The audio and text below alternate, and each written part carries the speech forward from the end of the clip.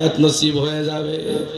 এই জন্য কবি বলেছে এ দুনিয়ায় ভাইজান যারা নবীর জন্য কাঁদে না,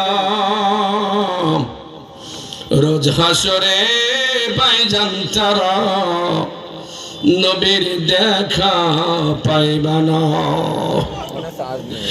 এ দুনিয়ায় ভাইজান যে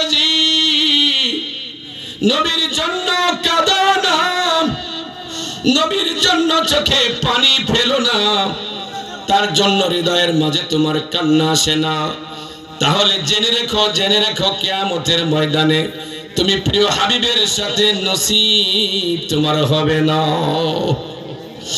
ওই দিনে একমাত্র বন্ধু, একমাত্র কান্ডারি, একমাত্র আধার, একমাত্র সাহায্যকারী থাকবে আপনার আমার প্রিয় হাবিব।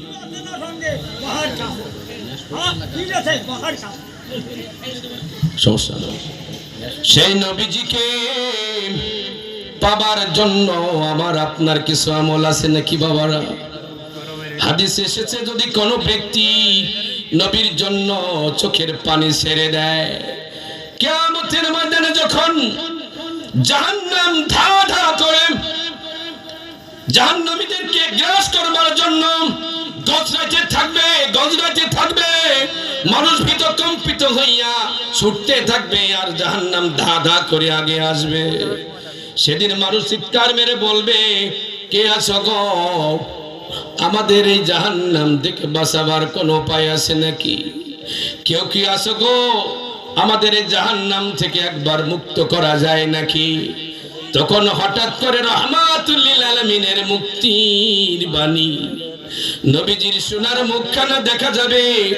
টুপলি একটা হাত থেকে বের করিয়া ছোট্ট করে হাতের লোকমাটা টুপলির মধ্যে দিয়া আস্তে করিয়া ছুটাইয়া দিবে।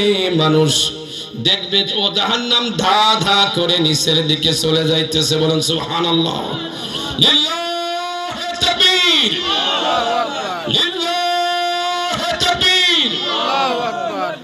তৃতীয় বক্তারা